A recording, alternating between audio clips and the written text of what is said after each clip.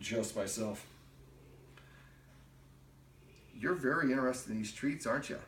Penny likes to DoorDash, and so in this video, we're going to go over how you can teach your dog to stay. Now, I just got through teaching the Guardian how to teach the dog to go to a dog bed on command.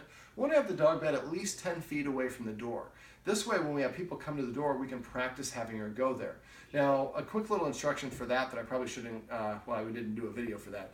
But when you're doing the practice for that, what we want to do is put her in, once she knows to stay, put her into the dog bed, stay, and then walk to the door, then click the deadbolt once. Now it's going to cause her to want to come forward. If she does, then go back, put her in a stay, walk back to the door. Instead of actually clicking the deadbolt, just reach your hand for it. And then when she doesn't get it, go back to her and give her the treat and say stay. Then walk backwards to the door again, and again reach for it again. So you're going to repeat that one step without actually clicking it or opening the door. Once you click it or open the door, that's above threshold for her, and then she rushes towards the door. We have to help her practice each individual step along the way first and doing it properly before we actually move on to the next step. So once you can get to the point where you can actually click the latch several times and she doesn't come forward, then the next step is I go to the handle and I jiggle the handle as loud as I can make it. If you have a little lock in there, click the little lock several times. And because these sounds are what we call triggers, and this normally associates the door opening, so she rushes the door. So we need to teach her to practice, just because you hear the sound, this is the expected behavior. I want you to sit and stay. And then eventually, when we open the door, I open it just like a crack. Don't even open the whole way. And if she comes forward, you close it and go back and then back up to the previous step and just jiggle the handle some more.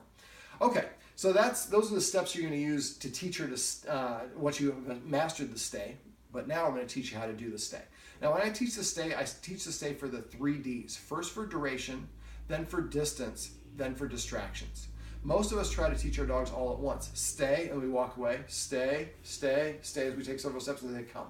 That teaches the dog what we call an auto release. So for this one, for the first stage, teaching a dog to stay for duration, you're going to do this until the dog can sit here right next to you for 5 minutes. Now I'm going to do this in 3-second stays. I'm going to try to do 3-second stays. If she gets up after 2 seconds, then I'll back up and go to 2 seconds. And you're going to be able to jump the intervals based on your dog's intelligence and how good they're doing it. Now I'm going to, since this arm is closest to her, I'm going to use this as my stop sign. So I'm going to put the treats here. Now I'm going to hold each treat between my thumb and forefinger. So when I deliver it, I'm not fumbling for it. I'm going to move these hands behind my back so it's not going to influence her. I'm going to say stay, and then turn my hand towards my chest and count to 3 in my head. Once I hit 3, then I'm going to give her the treat and say stay. Let her chew it. Move my hand back. Stay. Now I'm going to count to 6. Stay. So remember, every time I give a treat, the treat knows to go in the mouth first and they hear the command word second. Now I'm going to go to 9 seconds. Stay.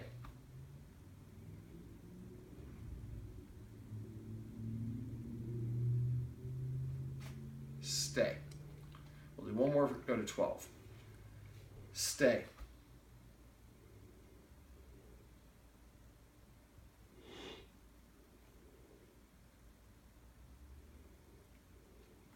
Stay.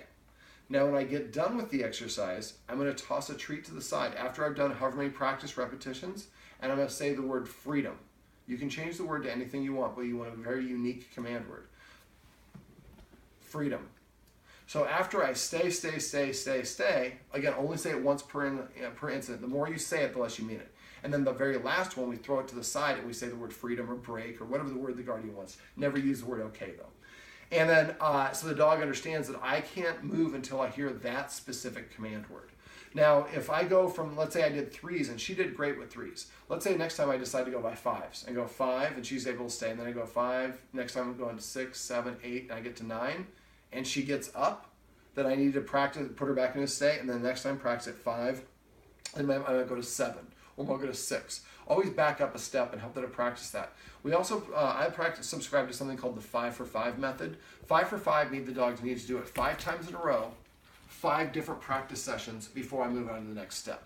Now, for stay, since we're doing so many of these, that might be a little bit overkill. But if the dog is having a problem, make sure you go back and practice that exercise a couple times before they're able to do it. So this is the first D for duration. And again, you're going to do this until you get the dog up to 5 minutes. Now, when you're at this stage, it's helpful if you practice it short little. At first, it's going to be, you're not even going to make it to 20 seconds or 30 seconds. You're going to be just doing short. So you want to do like about 5 or 10 of these or more a day, where and spread them out throughout the day. Dogs' neurons actually get tired of firing, so if you do press for too long, remember practice sessions to be 1 to 2 minutes max. Now when you get up to the 5 minutes, you're going to have to go to 5 minutes and eventually be able to say stay and count to 100 or count to 60 before you give the treat. And then next time you do 2 minutes, 3 minutes, 4 minutes, 5 minutes. Stay. All right, so once I get the dog to stay for 5 minutes, only then do I start moving for distance. So for this, I'm going to have her stay here. So I say stay, stay, and I take one step back. I count to 2. I come back and I say stay. Next time I'm going to say stay, 1, 2, 1, 2, 3, 4 is the count. Then I come back 1, 2, and I give the dog another one and say stay. And then when I'm done, again, I'm going to toss to the side and say freedom. Now in this case, by the time we get to the point where we're moving for distance, we probably don't need to toss the treat to the side. We can just say the word freedom. But if your dog stays seated, you keep on throwing the treat to the side until when you say freedom, she goes. Okay, and so what we want to do is at first we're just going to take 1 step back, 2 steps back, 3 steps back. Now that's where I start, but every dog is different. She seems to be a pretty intelligent dog, so you might be able to move a little bit faster. Now let's say that this ottoman right here represents a wall right here. So the dog can't see me if I'm on this side of the wall. So when I get to the point, sit, stay, and I'm taking however many steps it is, and I get to the point where I'm going to go for the first time out of my line of sight. Make sure you can see me, not her. Can you see me? There we go. So once I get to this point, the wall is now here. I'm going to take 1 step to the side, and now I'm outside of her line of sight. I'm only going to count to 1, come back, stay. And the next time I do this, I would step out of her line of sight for 2 seconds. And then again, 4 or 8. The intervals are going to change depending on your dogs. But the very first time you move out of sight, that's going to cause the dog to want to come towards you. So before the first time you're moving out of sight, make sure you practice 4 or 5 stays without moving out of sight first. So that when they do it, they are what we call warm. They've practiced it a little bit. Then we step out to the side, 1 second, come back and give the treat. And then 2 seconds, 4 seconds. And this is why when we're doing this at the 5-minute mark or for duration, the dog doesn't have to look in the face because eventually we're going to be out of the room. So this way, and crash, passive training. Now, because she follows her guardian everywhere, guardian probably doesn't go to the bathroom without an audience. So that's an insecurity. Well, dogs with insecurities often are more reactive and have other behavioral problems. So one of the things we can actually teach the dog to do is teach it to stay, then help it practice staying being alone. So what we do is once the dog has to stay for duration, or excuse me, for distance, we put the dog in a stay and then I go to the bathroom. When I come back, I release it.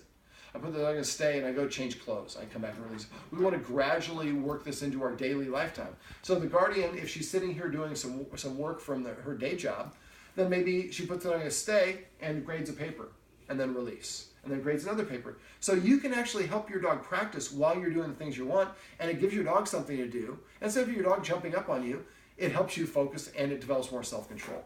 Now, when we get to distractions, all dogs have different distractions. Some dogs are distracted by this barking of other dogs.